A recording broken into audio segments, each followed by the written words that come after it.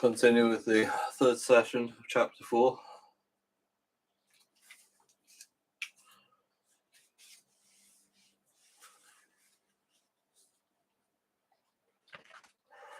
Families to ensure they would be alert to the underlying meanings of the interactions they observed.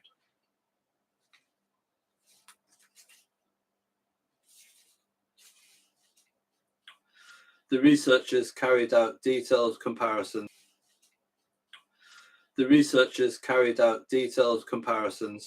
of the storytelling narratives and practices in both cultures.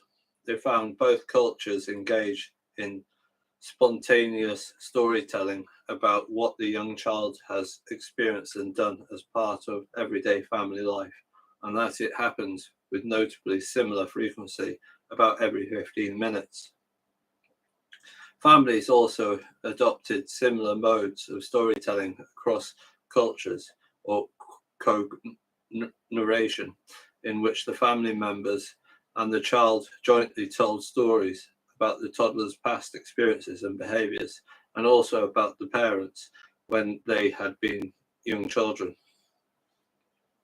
Beyond these similarities, however, there was striking divergences in the content of the stories told. In the two cultures about children and parents, divergences that mirrored one another. The Tepai family emphasized the toddler's misdeeds and told these stories directly and firmly in front of others, often trying to extract confessions from the children and sometimes shaming them, although also with non-verbal cues, signaling humor. They also suppressed stories of parents' childhood transgressions. In contrast, the Euro-American families in the Chicago suburbs skipped over young children's misdeeds or ensured to present the child in a positive light despite a misdeed. They focused instead in their storytelling on children's achievements, and in contrast to the Tepai parents, they told funny stories about parents being naughty when they were little.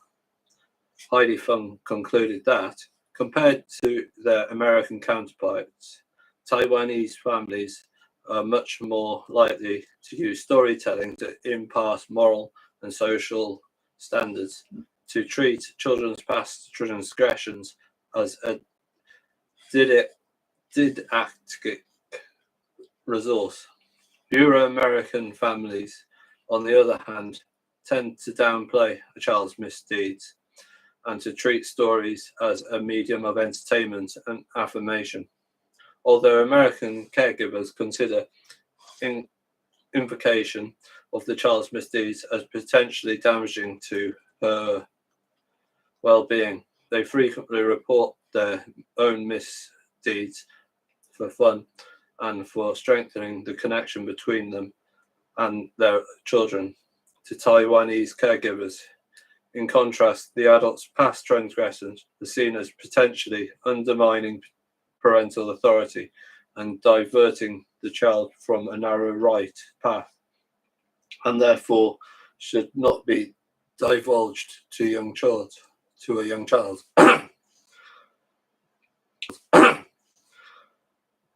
Importantly, Fung distinguishes between the self-goals that the two cultures believe children need to be prepared for, with US parents aiming for overwhelmingly positive self-evaluation and seeking always to promote their child's self-esteem, while Taiwanese parents use a particular form of protective or constructive shame in their stories, aiming to protect their child from the greater shame of being judged negatively, by others and believing the children must learn early about ways to become a better self.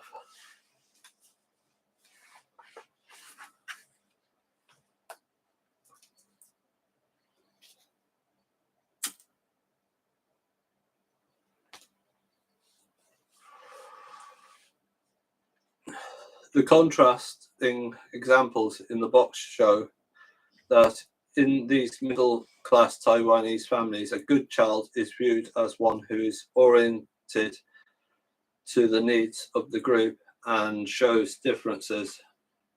And this is encouraged by the use of what might be described as constructive shame. In contrast, in the US European middle class families, children are encouraged to be confident, self assured, and evidently cheerful. These values reflect deep seated cultural differences, not just between these two settings, but also across the world. Although there are many nuanced differences between and within countries, psychologists have found that some cultures have more individualistic or autonomy-focused me goals, whereas other cultures have more group-orientated collectives or relatedness-focused. US goals from these differing early child rearing values and goals in different cultures, selves with different priorities are created. Two philosophical phrases from two different cultures can illustrate the difference between these ways of thinking. One is the phrase, I think, therefore I am, with which the 17th century French philosopher and scientist René Descartes located selfhood in the cognition in an individual's mind. This constructs the self as a rational, bounded, autonomous individual whose own thoughts create the self.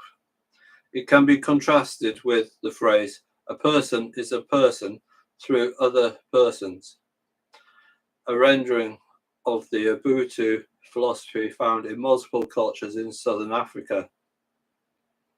This recognizes the fundamental paradox of human existence, that to be a fully realized self, we cannot simply exist alone, but must also be interconnected with others.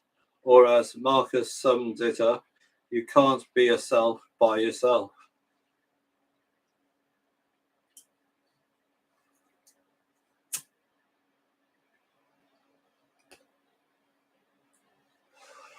These phrases encapsulate different cultural approaches to the idea of what is to be a self. Psychological research has characterized there are reflecting two types of cultures, individualistic or independent versus collective or interdependent.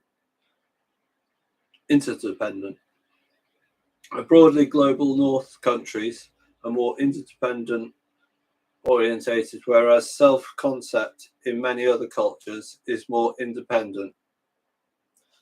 It is important to note, however, that there are expectations to this, as for example, Japan and Korea are highly industrialized and developed democratic societies that are also more interdependent through it to different degrees.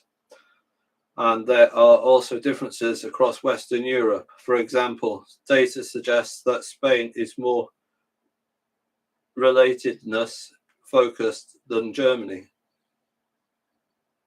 The contrasting support in storytelling described in the box previously for constructive shame in Taiwan versus overt self-esteem in the US shows how self-values are partially created in children's earliest years as a reflection of cultural values and the social construction of childhood. It is important to note that this does not mean that self-esteem is necessarily lower in cultures more focused on independence goals.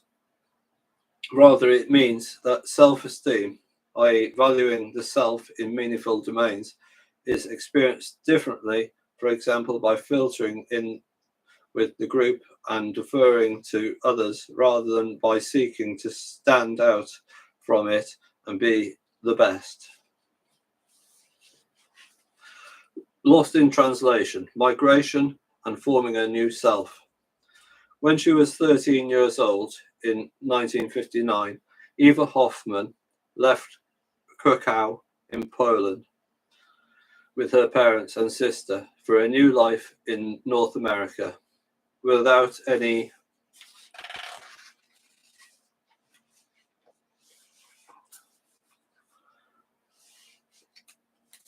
knowledge of English.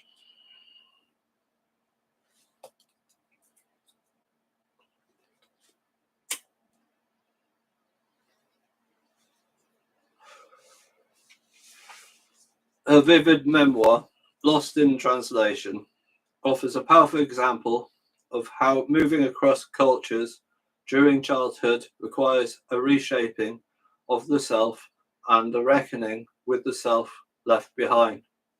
Every immigrant, she was later to say, became a kind of amateur anthropologist, needing to decode the new culture they have arrived in, and also needing to learn to understand her own parents, who are now detached from their origins.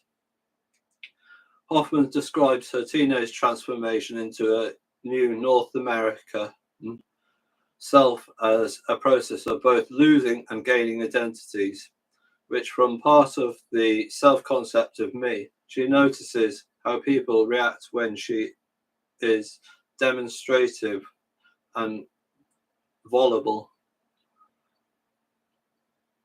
In the Jewish Polish way, typical to her family origins, and this is a reminder that selves are constructed in relationship with the cultures around us.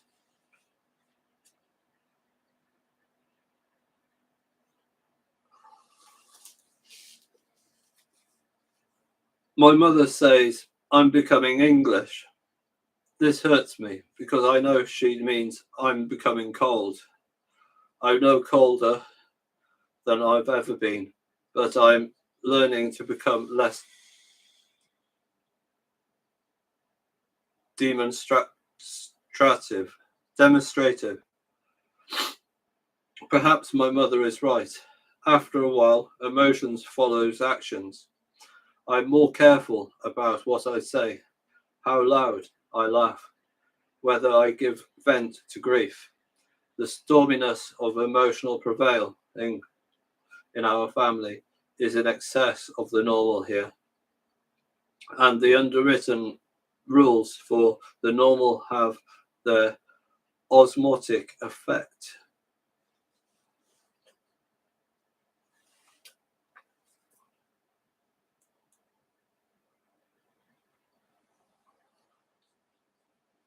Hoffman's highlights the challenges migrants face and the adaptability of the self in childhood and youth, underlining how multiple identities make up every self-concept.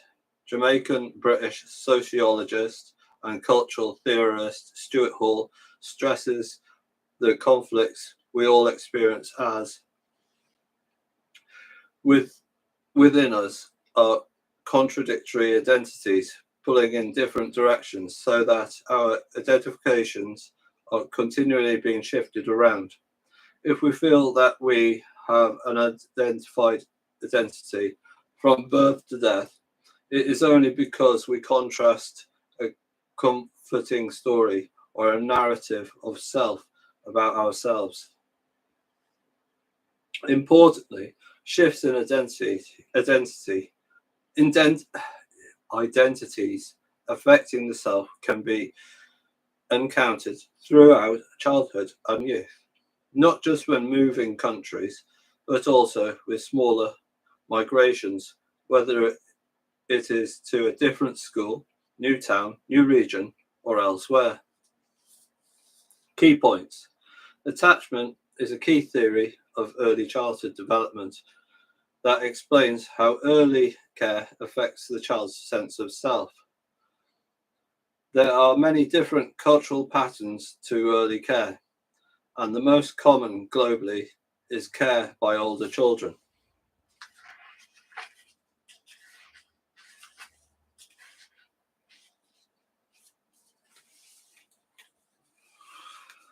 After early care, Good enough, rather than perfect parenting, is essential so children can learn to tolerate frustration. Storytelling in the toddler's years develops a first sense of culturally congruent self.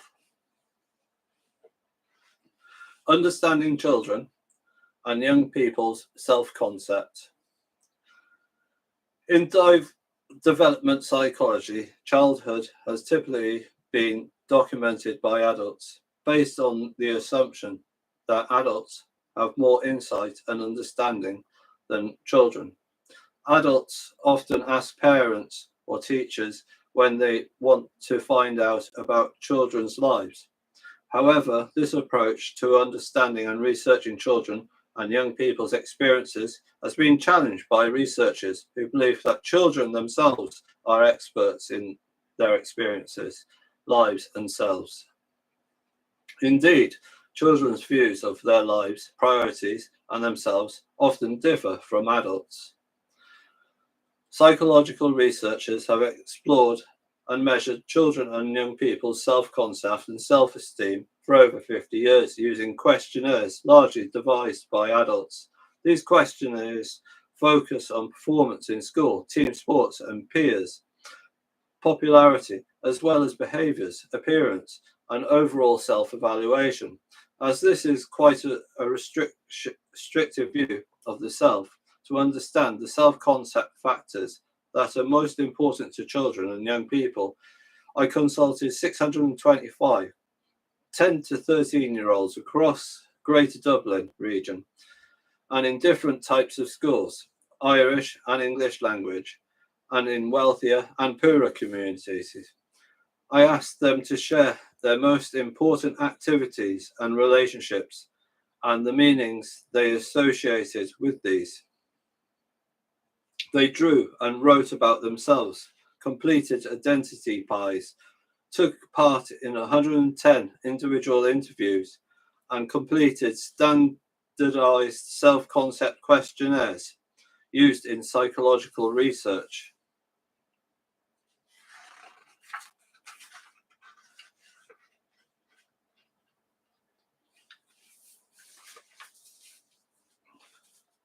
Young people favoured over 150 activities, some organised and adult-led, others peers-based or more solitary.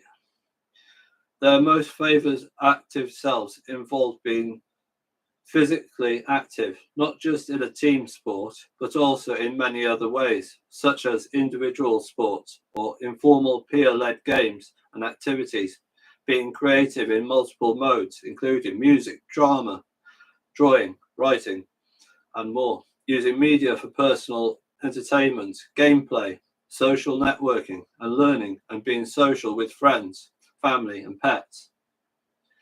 The meanings they associated with these active selves included social connection with friends, family, and pets, experiencing challenge in favoured activities, and improving their skills and having fun. For example, an 11-year-old girl liked a fashion game website because she communicated with all her school friends on it.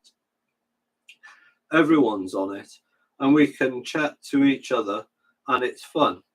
And an 11-year-old boy found improving at soccer satisfying.